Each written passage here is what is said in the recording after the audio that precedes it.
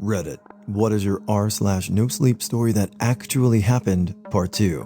Please remember to like, share, and subscribe.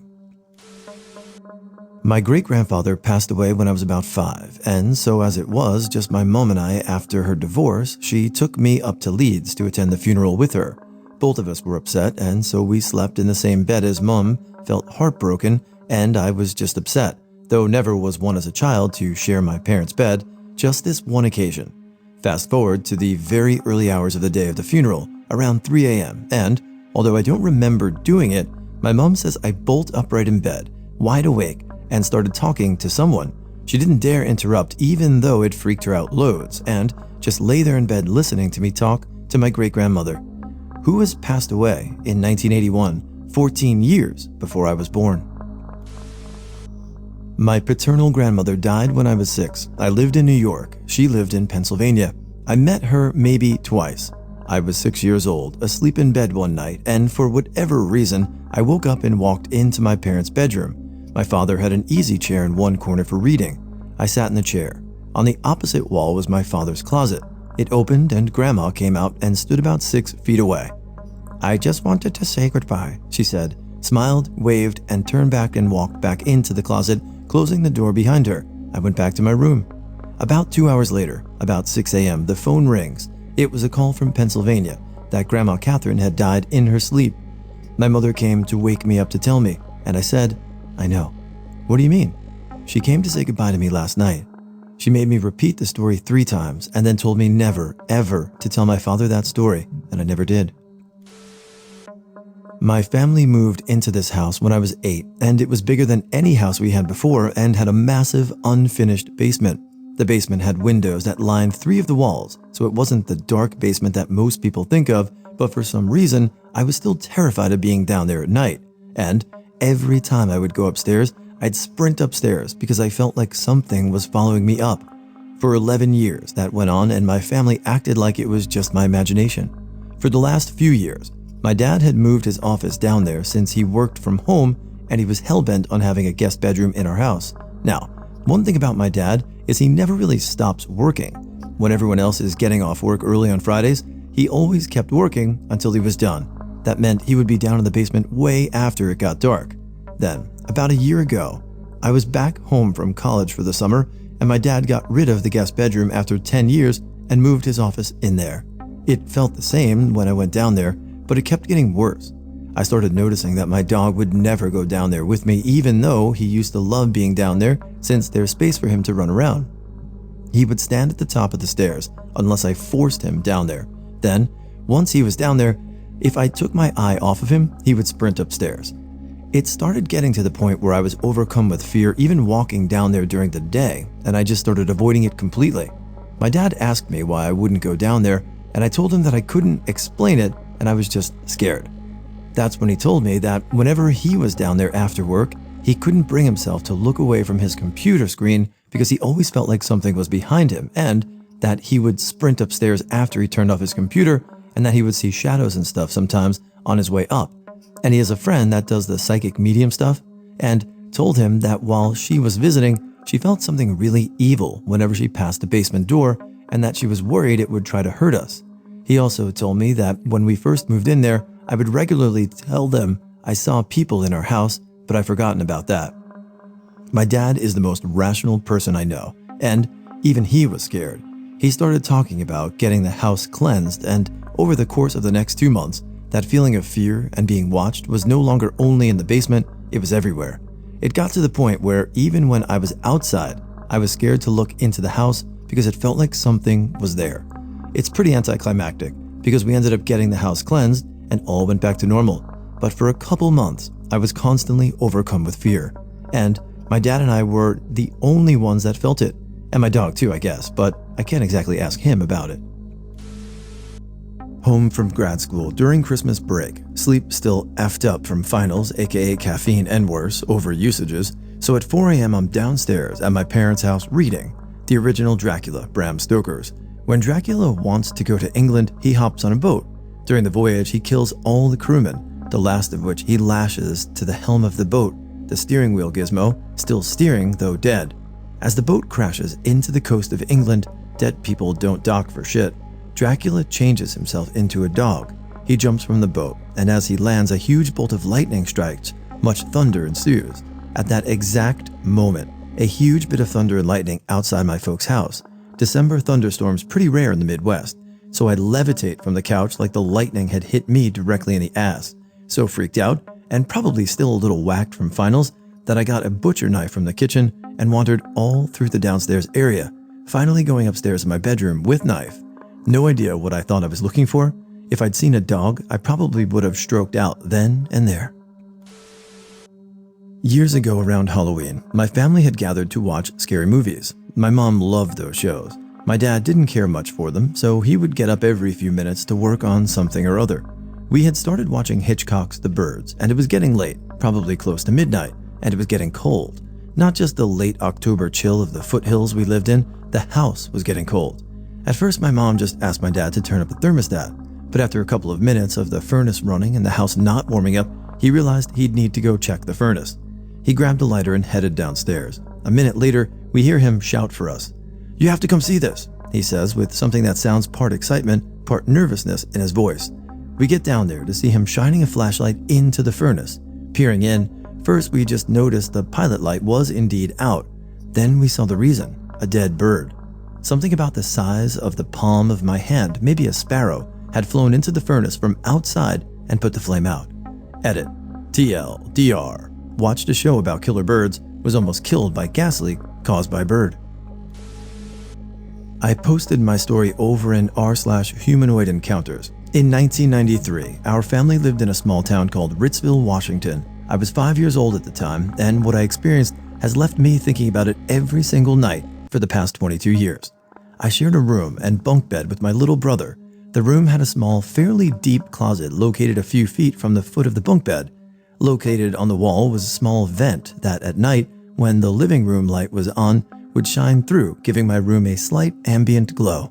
Well, one night I had to go to the bathroom, and when I sat up and was about to take the covers off, I noticed that at the foot of the bunk bed was this tall black figure with a giant oval head that spanned the width of the bunk bed staring at me. It had two small yellow eyes that were far apart, and I noticed this thing stood around 6 feet tall. Its skin was charcoal and lumpy. I stared at it for a good 5 seconds before I threw the covers over my head.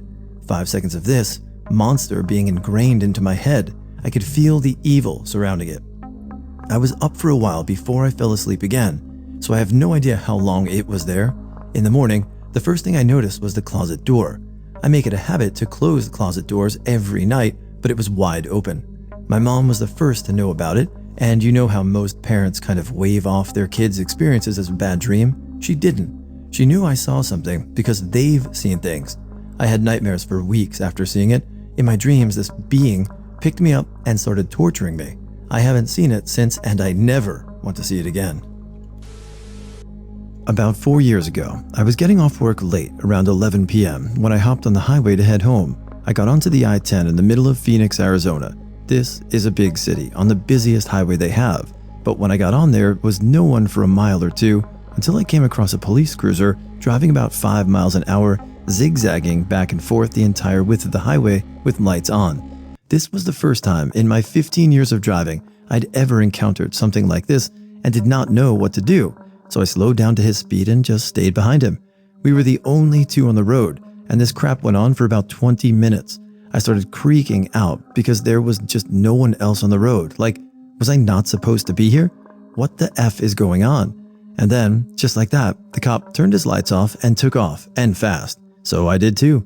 For about a quarter mile until I started coming across the most insane car-tastrophe I've ever seen. There were at least 100 wrecked cars on the side of the road and in the road. Some looked like minor damage, while some were completely effed.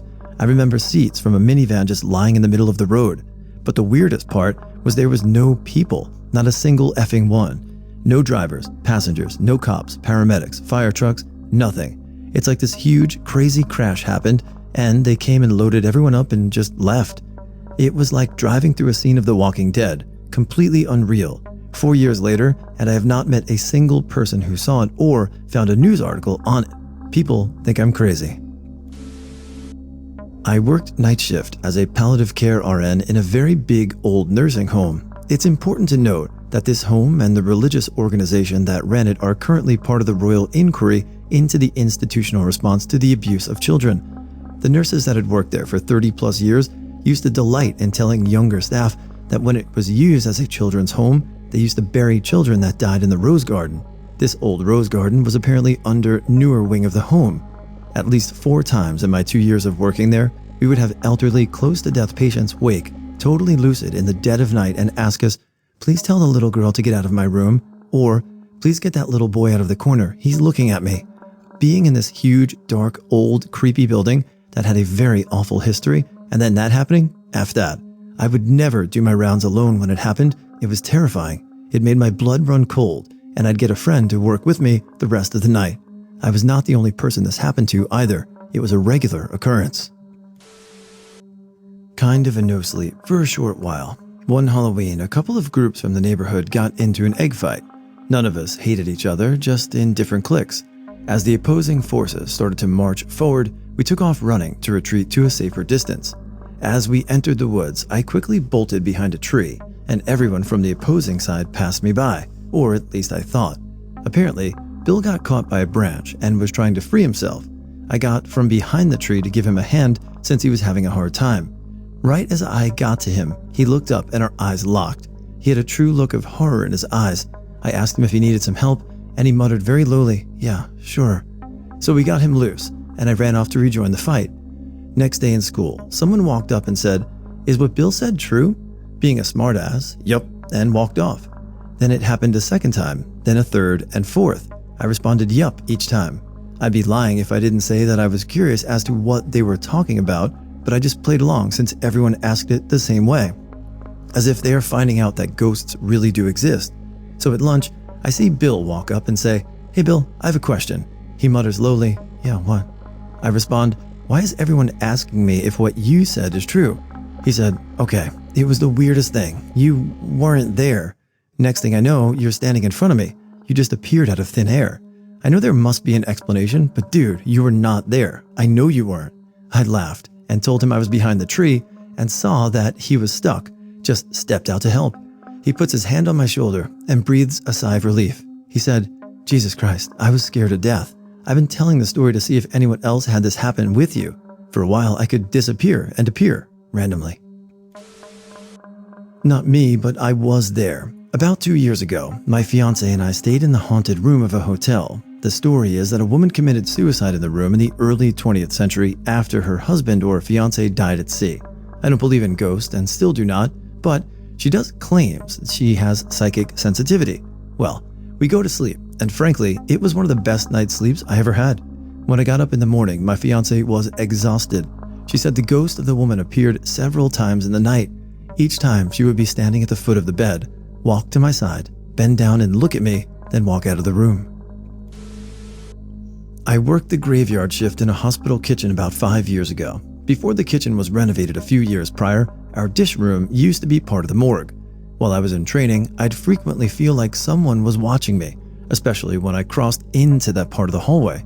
Every time I went into the dish room, something would be moved, turned over, or missing. Assuming it was my coworker, I didn't think anything of it.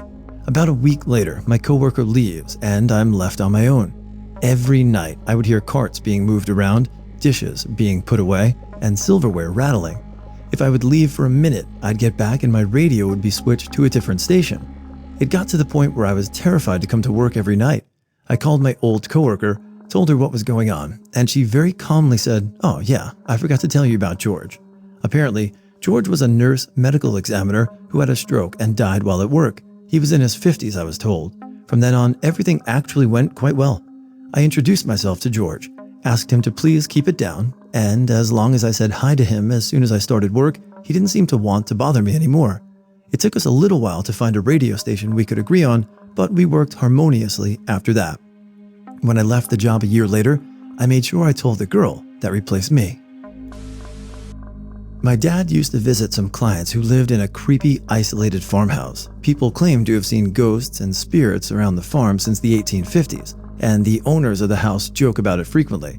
On one visit to his clients, they sat in an empty room around a desk. Now, this room was literally empty apart from the desk. No bookshelves, no furniture.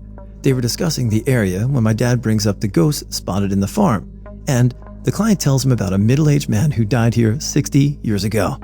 10 to 20 minutes go on. They go into more business-related stuff, and literally out of nowhere drops an obituary, a freshly cut obituary. My dad caught it out of the air and inspected it. It belonged to that very man that they were discussing earlier. And to clarify, there was nothing in the room for it to fall from. I even have a picture my dad sent me of the obituary. I will try my best to find it if you guys want me to. My great-aunt died 5 years ago, August 2012. 6 months later, February 2013, my cousin was playing in a hockey tournament. He was extremely close to our aunt and was pretty devastated by the loss. His team was never that good. However, in this particular tournament, they were doing really well. So well that they made it to the finals. They lost, but that's where fate comes into play. All of the runner-up trophies were wrapped in newspaper.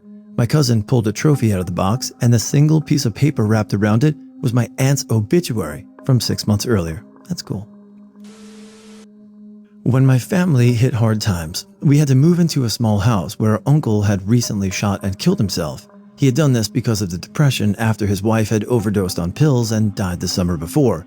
It all happened so quickly that when we moved in, there was still a bit of blood in one of the rooms. But on the third or fourth night of living there, my sister and I, who were sharing a room in the tiny house, were awake in our room playing video games at around 1 to 2 in the morning when someone knocks at our door. We didn't think anything of it and shouted for whoever was outside our door to come in. No answer. Another knock. We stop and stare at the door, and another knock comes. The doorknob does a full rotation and snaps back as if someone turned it and let it go very quickly. I get up and open the door, expecting to see one of my other sisters or my mother, the only other people in the house. I opened the door and stared into an empty hallway. I walk down the hall and peek into the other bedroom. My 2 younger sisters and my mother are both fast asleep.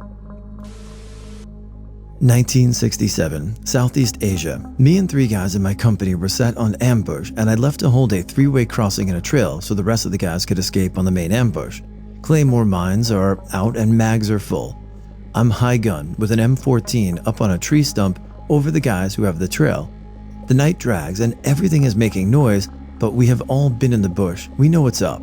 I ate and had some water and laid back to scan my trail and the trails into the crossing.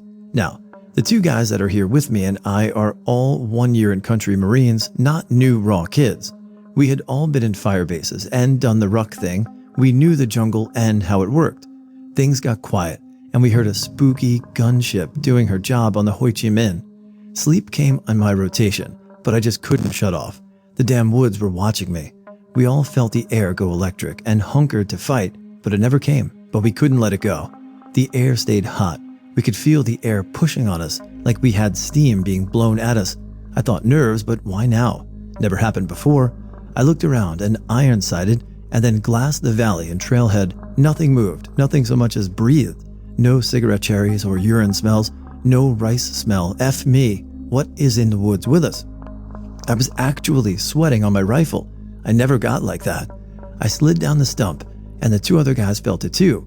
We were effed and the doom was palpable. I actually popped my bayonet on and tucked my extra pistol in my flak. I wasn't going easy. The air got really heavy and hot, and we all threw up.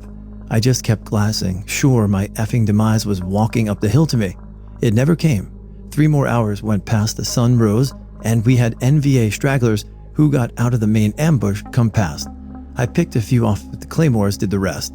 I never felt that again in the woods, but there was no sleep that night.